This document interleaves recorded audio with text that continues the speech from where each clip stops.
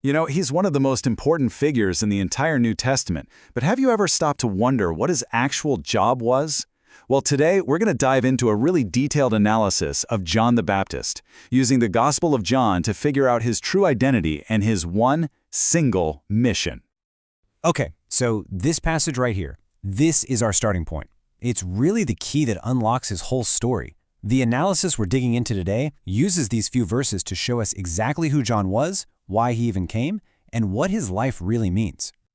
So here's how we're going to break this down. We've got 4 parts. First, we'll look at his divine calling as a man sent from God. Then, we're going to zoom in on his specific mission. After that, we'll get into this fascinating contrast of his greatness and his humility. And finally, we'll see why his life is still such a powerful example for us today. All right, first up, a man sent from God. See, to really get a handle on John's mission, the analysis says we absolutely have to start with where he got his authority, and that all comes down to his divine calling. You know, it's interesting. To understand who John was, the first thing we have to do is get crystal clear on who he wasn't.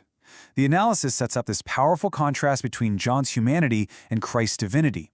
And trust me, this distinction is the key to everything else. And here it is, laid out side by side. It's so clear, right? John was a man, born at a specific point in time. Christ, on the other hand, was God, existing from the beginning. This fundamental difference, mortal versus divine, is really the bedrock for understanding John's role in the whole story. But this is where it gets really interesting. Because even though John was just a man, the scripture immediately elevates him. He wasn't simply another person, he was sent from God. And believe me, that one little phrase changes absolutely everything. Now, to get the full weight of what sent means here, the source material digs into the original Greek word, apostolomenos. This doesn't just mean to go. No, this means to be sent out officially, like a commissioned representative, an ambassador. John was literally God's official envoy on earth. So, what did this divine commission actually mean for John? Well, it had 3 massive implications. 1, he belonged to God. 2, he was officially tasked for this mission. And 3, and this is huge, he carried the full authority of the God who sent him. He may have been a man, but he was operating with the power of heaven behind him. So let's move on to our second section and see how this all connects. We know who he was, a man on a divine commission. But now, what exactly was he sent to do? This next section is called A Man with a Mission. Now, the analysis points out something really important here. To understand John's mission, you got to first understand what it wasn't. He wasn't there to start a new movement. He wasn't an administrator. He wasn't a miracle worker. His purpose wasn't even to just preach for the sake of preaching. His mission was laser-focused. Everything he did, his entire life's work, was aimed at one single outcome.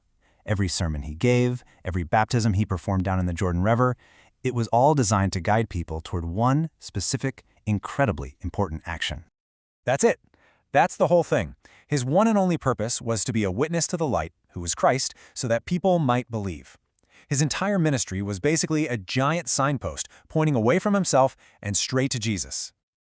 And this just ties it all together so perfectly, doesn't it? John's whole mission, to get people to believe, lines up exactly with the core message of the entire gospel, summed up in this famous verse. John was like the advance messenger for this very truth. This brings us to our third section, and this is where we really look at the character of John himself. It's this incredible paradox. Great, but not the light. How could he be so important and, at the same time, so incredibly humble? So let's be absolutely clear about John's importance. This was not some minor player. Jesus himself gave him the highest praise possible, calling him the greatest man ever born. I mean, by any standard, in the eyes of God and man, John was a giant. And right here, this is the paradox. While Jesus is calling him the greatest, John's own message about himself is the complete opposite. He actively pushed away praise and always pointed away from his own importance. This is the absolute core of his character. And his own words just capture this humility perfectly. Back then, untying someone's sandal was a job for the lowest of the low, for a slave. Yet John, the man Jesus called the greatest, said he wasn't even worthy to do that. He knew his role with total clarity. He was the servant, and he was pointing to the master. Okay, so what's the takeaway here? What do we do with all this information? Well, our final section brings it all home. It's called a dynamic example because John's life isn't just a story from the past, it's a model for us right now. So the big conclusion from this whole analysis is that John's purpose, to be a witness to the light, is the very same purpose for every believer. His life is this powerful, living template for what it means to point other people toward Christ. You know, this verse really nails the essence of John's character. He was the living embodiment of this principle. He humbled himself, he understood he wasn't the main event, and because of that, God lifted him up and made him the greatest witness. His life is a real-world demonstration of this spiritual truth. And so, this is where it all leads. We end with this question, which is really the central challenge from this whole analysis of John's life. He was a man sent by God on a mission to point others to believe in the light.